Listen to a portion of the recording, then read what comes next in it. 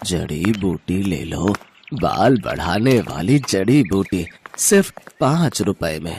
बाल बढ़ाने वाली जड़ी बूटी सिर्फ 5 रुपए में? जरा देखो तो। सुधा को अपने बाल बढ़ाने थे, उसके लिए अब वो कुछ भी कर सकती थी। उसने बूढ़े आदमी से जड़ी बूटी खरीद ली। उस आदमी ने कहा, इस जड़ी बूटी को जोर जोर से पीसना, पीसने से तेल निकलेगा। उस तेल को सोने से पहले अपने बालों पे लगाना। जड़ी बूटी लेकर सुधा घर चली गई। तभी सुधा जड़ी बूटी पीस कर तेल निकाल कर और उसे अपने सर पर लगाकर सो गई। और अगले दिन सुबह नींद से उठने के बाद उसने देखा उसके सर पर जितने भी बाल थे वो सब झड़ गए हैं। सुधा ये विश्वास नहीं कर पा रही थी। कहते हैं लड़कियां लंबे बालों में ही अच्छी लगती हैं, लेकिन सुधा के बाल बचपन से ही छोटे थे। उसके बाल बढ़ते ही नहीं थे। ऊपर से वो सांवली भी थी और दूसरी ओर उसकी बहन राधा के लंबे और घने बाल थे और राधा गोरी भी थी। इसीलिए राधा बचपन में हमेशा सुधा को चिढ़ाती थी, तू तो मेरी सगी बहन नहीं है, तुझे तो माँ और पापा रास्ते से उठाकर लाए थे, नहीं तो तू इतनी बदसूरत कैसे है। ये सुनकर सुधा हमेशा रोती थी। माँ पापा देखो ना राधा क्या बोल रही है, माँ पापा देखो ना। राधा और सुधा की माँ शमिता कहती थी, रो क्यों रही है सुधा, राधा ने कुछ गलत तो नहीं कहा, तू बदसूरत है, तेरे सर पर बाल भी नहीं है, मुझे ऐसी बेटी नहीं चाहिए थी। सुधा का पिता भी उससे प्यार नहीं करता था। सुधा को हमेशा हर किसी से नफरत ही मिलती थी। ऐसे ही बड़ी हुई सुधा। हर रोज वो रात को रोती थी और भगवान से प्रार्थना करती थी, हे भगवान कुछ चमत्कार करवा दीजिए, मेरे पैर तक लंबे बाल उगा दीजिए, प्लीज भगवान प्लीज। और इसी तरह सुधा और राधा दोनों जवान हो गई। आज सुधा को लड़के वाले देखने के लिए आने वाले हैं। सुधा आईने के सामने बैठकर तैयार हो रही है। उसके सर पर अभी भी ज्यादा बाल नहीं है। वो आईने में अपने आप को देख ही रही थी कि तभी उसकी माँ आ गई और ताने मारना शुरू कर दिया, यहाँ ऐसे बैठे रहने से कुछ नहीं होगा, जल्दी जल्दी करो, नहीं तो ये लड़का भी हाथ से चला जाएगा। वहां राधा आ गई और बोली, माँ मुझे तो समझ में नहीं आ रहा है कि आप मुझसे पहले इस भूतनी की शादी क्यों करवाना चाहती हो। राधा बेटी, इस भूतनी को तो पहले विदा करना पड़ेगा, नहीं तो बाद में कौन इससे शादी करेगा। एक बार बस ये सर से उतर जाए, उसके बाद मैं तेरे लिए बहुत अमीर और अच्छा लड़का ढूंढ कर लाऊंगी।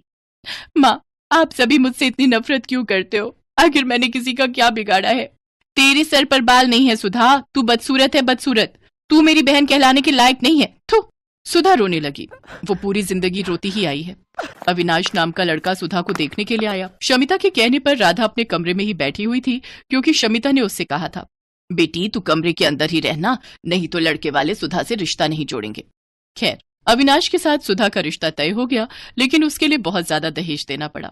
उस बात को लेकर भी शमिता सुधा को ताने मारने लगी। सुधा मन ही मन सोचने लगी, अपने घर में तो मुझे शांति नहीं मिली, शायद ससुराल में जाकर मैं खुश रहूंगी। सुधा की शादी हो गई और शादी वाले दिन ही अविनाश ने राधा को पहली बार देखा और देखते ही उसके प्यार में पड़ गया। यार मैंने इसे पहले क्यों नहीं देखा, कितनी गोरी है ये, कितने लंबे बाल हैं इसके, इससे पहले मिल लेता तो मुझे इस भूतनी से शादी नहीं करनी पड़ती। लेकिन अब कुछ नहीं हो सकता था। सुधा अविनाश के साथ ससुराल चली गई और ससुराल पहुंचते ही सुधा की सास विमला ने सुधा को 1000 काम थमा दिए। रसोई जाओ और सारे बर्तन मांजो, उसके बाद खाना बनाओ और उसके बाद पूरा घर साफ करो। मत भूलना कि तुम्हें इस घर की बहू सिर्फ और सिर्फ काम करवाने के लिए ही बनाया गया है। ठीक है माँ जी, नहीं भूलूंगी। सुधा बिना थके काम करने लगी।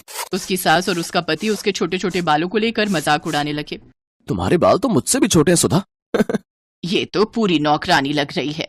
हाँ हाँ, मुफ्त की नौकरी। अविनाश मजाक उड़ाता ही गया और एक दिन उसके साथ राधा की मुलाकात हो गई। राधा को अपने लंबे बालों को लेकर बहुत अहंकार था। वो सुंदर भी थी। अविनाश को उससे प्यार हो गया और राधा भी अविनाश को पसंद करने लगी। और एक दिन अविनाश और राधा ने शादी कर ली। राधा अविनाश के घर चली आई। ये देखकर सुधा को जैसे सदमा लग गया। राधा, राधा तू मेरे साथ ऐसा कैसे कर सकती है, तूने मेरे पति से शादी कर ली। चुप रह, समझी ना, अविनाश तो तुझसे प्यार भी नहीं करता है, वो सिर्फ मुझसे प्यार करता है। हाँ हाँ, ऐसे बिना बाल की औरत से कौन प्यार करेगा, मुझे तो लंबे बालों वाली लड़कियां पसंद है। सुधा बस अकेली चुपके से रोती रही। अगले दिन वो बाजार गई और देखा एक बूढ़ा आदमी जड़ी बूटी बेच रहे हैं। जड़ी बूटी ले लो, बाल बढ़ाने वाली जड़ी बूटी, सिर्फ 5 रुपए में। बाल बढ़ाने वाली जड़ी बूटी सिर्फ 5 रुपए में? जरा देखो तो। सुधा को अपने बाल बढ़ाने थे, उसके लिए अब वो कुछ भी कर सकती थी। उसने बूढ़े आदमी से जड़ी बूटी खरीद ली। उस आदमी ने कहा, इस जड़ी बूटी को जोर जोर से पीसना, पीसने से तेल निकलेगा, उस तेल को सोने से पहले अपने बालों पे लगाना। जड़ी बूटी लेकर सुधा घर चली गई। रात को सभी सो गए और तभी सुधा ने जड़ी बूटी पीसकर तेल निकाला और उसे अपने सिर पर लगाकर सो गई। और अगले दिन सुबह नींद से उठने के बाद उसने देखा उसके सर पर जितने भी बाल थे वो सब झड़ गए हैं। सुधा को जोर से रोना आ गया। ये क्या हो गया, मेरे सारे बाल झड़ गए, अब मैं क्या करूं? सुधा जोर जोर से रोने लगी और उसे इस हालत में अविनाश, विमला और राधा ने देख लिया। ये क्या, तू पूरी तरह से गंजी हो गई? छी, मैं देख नहीं पा रहा हूँ तुम्हारी तरफ, मुझे उल्टी आ रही है। सुधा, तुम निकलो यहाँ से, यहाँ तुम्हारी कोई जरूरत नहीं है। तुम इस घर में रहोगी तो इस घर का नाम बदनाम होगा। सभी ने मिलकर सुधा को घर से निकाल दिया। सुधा रोती हुई एक जंगल में चली गई। जंगल में वो एक पेड़ के नीचे बैठकर रोने लगी।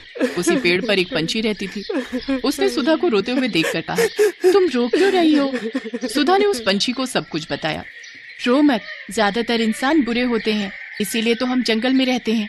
इस जंगल में सब कुछ है, बड़े से बड़ी बीमारी का इलाज है यहाँ। एक फल है, उसका रस निकाल कर सर पर लगाने से बाल बड़े हो सकते हैं। सच? कहाँ मिलेगा मुझे वो फल? मैं लाती हूँ। उस पंछी ने कुछ ही देर में सुधा को फल ला कर दिया। उस फल का रस निकालकर सुधा ने सर पर लगाया और उसके बाल उगने लगे। उसके बाल सर से पैर तक आ गए, काले लंबे घने बाल, ठीक जैसा सुधा चाहती थी।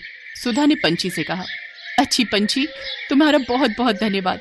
मैं इस फल का रस लड़कियों को बेचना चाहती हूँ, उन लड़कियों को जिनके बाल नहीं उगते, ताकि उन्हें भी मेरी तरह परेशानियों का सामना न करना पड़े। सुधा जंगल से निकलकर फल का रस बेचने लगी और एक दिन उसे अविनाश और राधा ने देख लिया।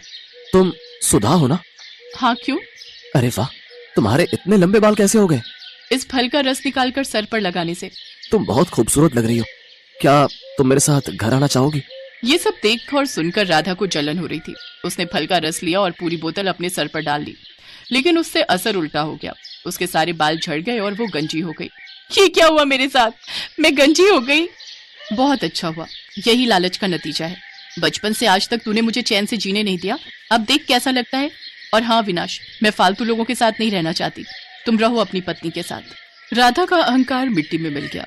अविनाश को भी गंजी राधा के साथ ही रहना पड़ा और फल का रस बेचकर सुधा बहुत अमीर बन गई।